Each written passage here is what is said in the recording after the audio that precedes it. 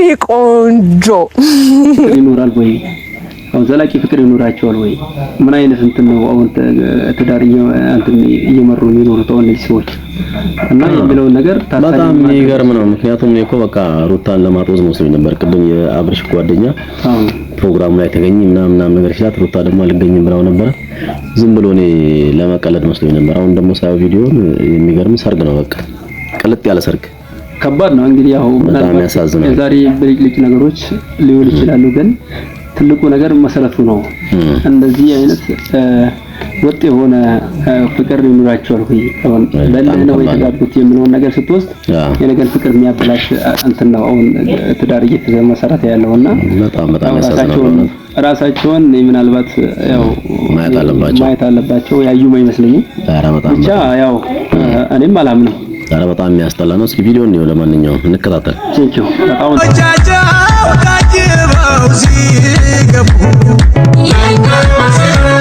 ዛሬ ነው ቀናቸው ወባሏ ጨብጭቡ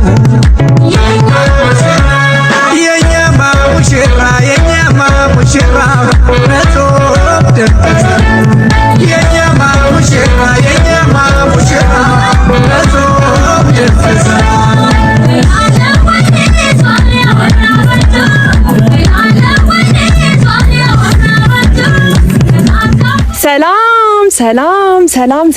ሰላም ውድ ቤተሰቦቻችን እንዴት ናችሁ? እኔ ያለው እግዚአብሔር ይመስገን በጣም ደህና ነኝ። እንግዲህ ዛሬ ትንሽ ጭንቅንቅ ብያለሁ ካለባበሴ አንፃር ማለት ነው። እንደምታዩኝ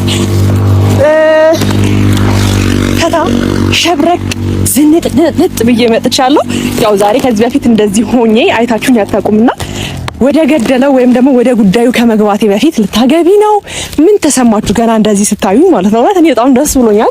ቬሎ መልበስ እንደዚህ ያስደስታል ብዬ አላስብም ነበርና አሁን በቃ ከመንገድም ቢሆን አግኝቼ ማግባት እንዳለብኝ አይነት ስሜት እየተሰማኝ ነው። አለበለዚያ በቬሎ አድራለሁ። ብቻ ዛሬ ቤተሰቦቼ እንደዚህ ሽብርቅርቅ ብዬ ቬሎ ለብሼ ክራውን አድርጌ አበባ ይዤ ወደ እናንተ መጥቼላችኋለሁ ማለት ነው። እንግዲህ ይሄን ነገር ሳስብ ወይም ደግሞ እስከዛሬ ይሄን ነገር ሳላደርገው ዛሬ በምን ሐሳብ መጣሽ ልትሉኝ ትችላላችሁ። የእውነቴ ነው ቬሎ ላይ ነው ቀልቤ ማለት ነው። እንዴት አባቱ እንደሚያምር ብቻ በጣም ወድጄዋለሁ። ግን ደግሞ ወደ ገደለው ስገባላችሁ ዛሬ የተለየ ነገር ነው ይዤላችሁ የመጣሁት። ደስ ይላል ብዬ አስባለሁ። ራሴንም እንደዚህ ስላየሁት ደስ ይለኛል ብዬ አስባለሁ። ምንድነው እሱ እኔስ አያችሁኝ እንድትገምቱ እድል ብሰጣችሁም በሰጣችሁም ኦሬዲ ገምታችኋል ብዬ አስባለሁ።